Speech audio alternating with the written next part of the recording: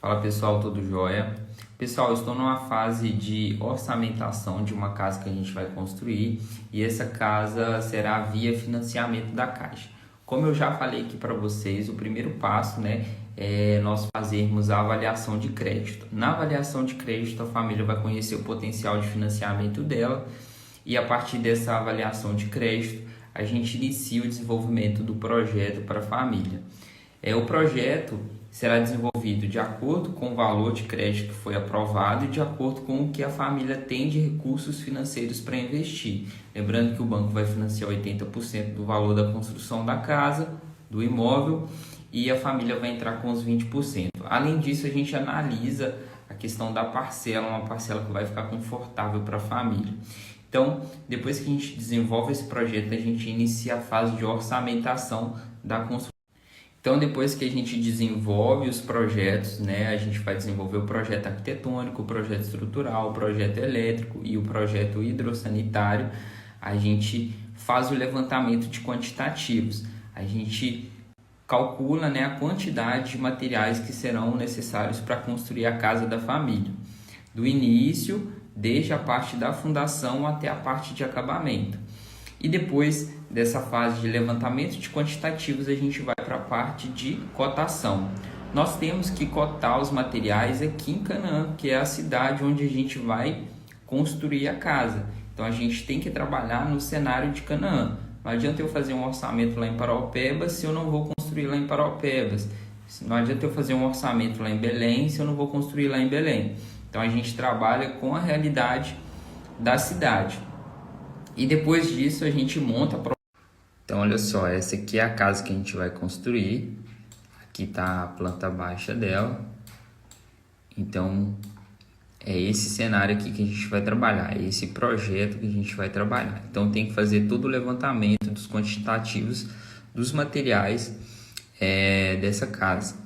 E aqui no nosso orçamento a gente começa pela etapa preliminar, que é a limpeza do terreno. A gente vai colocar a placa da obra, a gente vai colocar o gabarito, a gente entra na parte de fundação, a gente vai calcular a quantidade de aço, quantidade de prego, quantidade de arame que a gente vai gastar, madeira.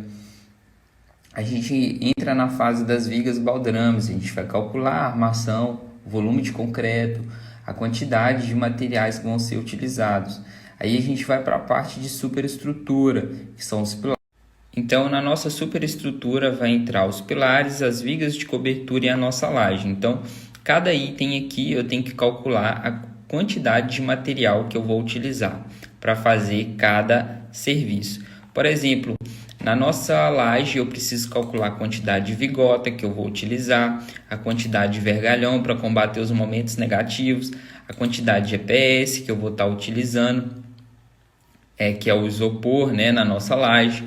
Então tem que calcular também as nossas formas que a gente vai utilizar na laje, a quantidade de escora, tem que calcular a quantidade de prego que eu vou gastar, a quantidade de arame, se eu vou utilizar tábua, caibro. Então todos esses itens eu tenho que contemplar no nosso orçamento. Depois a gente vai para a parte de paredes e vedação, que vai entrar a nossa alvenaria. Quantidade de tijolos, quantidade de cimento e quantidade de areia e cal.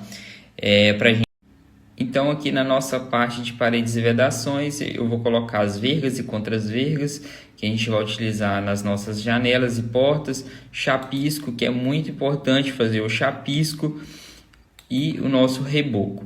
Depois a gente tem aqui a fase do gesso, a fase de impermeabilização, a gente vai impermeabilizar as vigas baldrames.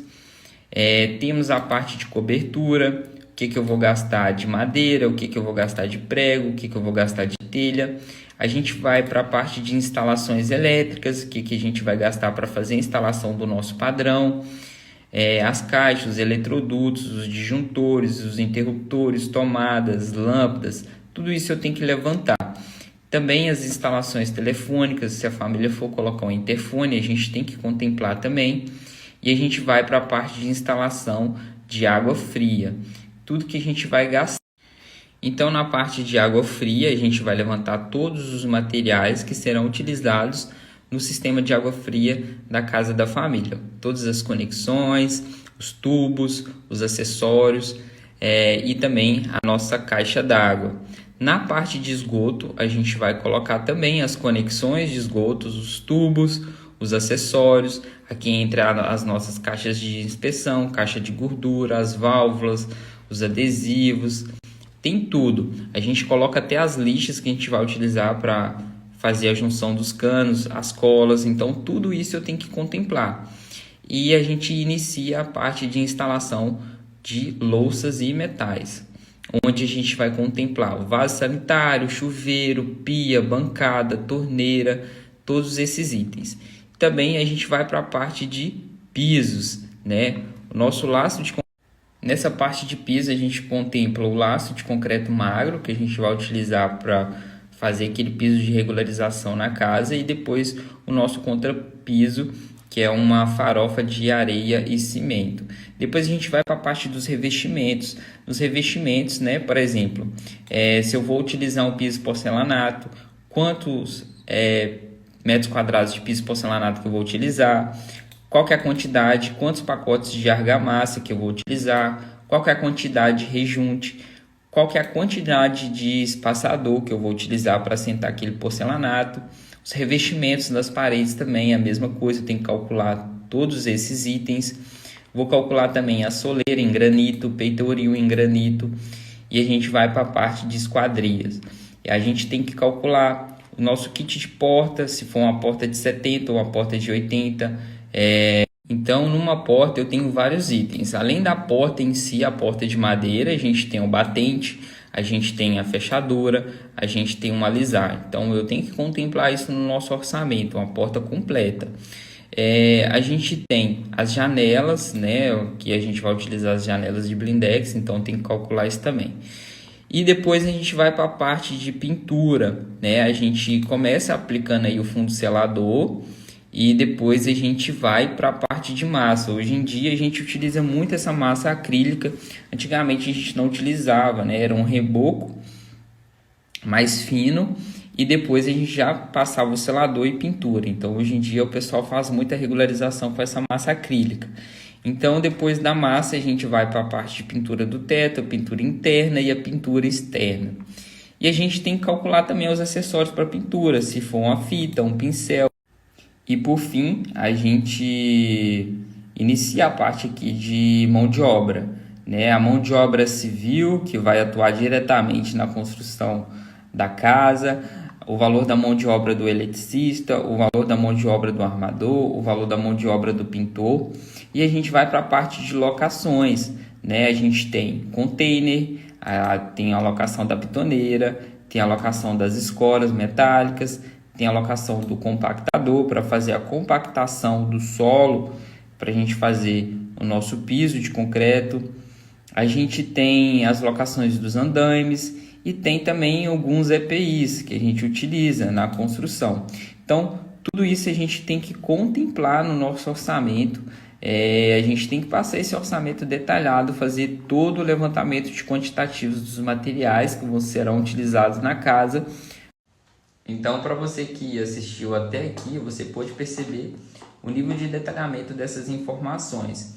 E todos esses itens a gente contempla na construção de uma casa. Então, se você não fizer um orçamento bem feito, você vai ter surpresa na construção da sua casa. E tem muita gente que faz reforma, vai fazer a construção sem planejamento nenhum. Por isso que tem muita dor de cabeça. Então, numa construção de uma casa dessas, que eu vou fazer para um cliente, eu tenho que contemplar todos esses itens. Porque se eu não contemplar, eu posso tomar um prejuízo. Porque eu não orcei. Se o cliente ele tiver com nível de pressa, principalmente numa reforma, por isso que numa reforma, a probabilidade de acontecer algum imprevisto em relação à condição elétrica da casa, a condição do sistema de água fria, o sistema de esgoto, é muito grande. Então, reforma eu aconselho a trabalhar num contrato por administração e não uma empreitada global. Porque se aumentou o escopo do serviço, os profissionais que estão trabalhando ali vão ter que receber esse aumento de escopo. E assim, sucessivamente. Aumentou o serviço, a gente vai aumentar os custos com mão de obra, materiais. Então isso tem que ser contemplado aí no pagamento também.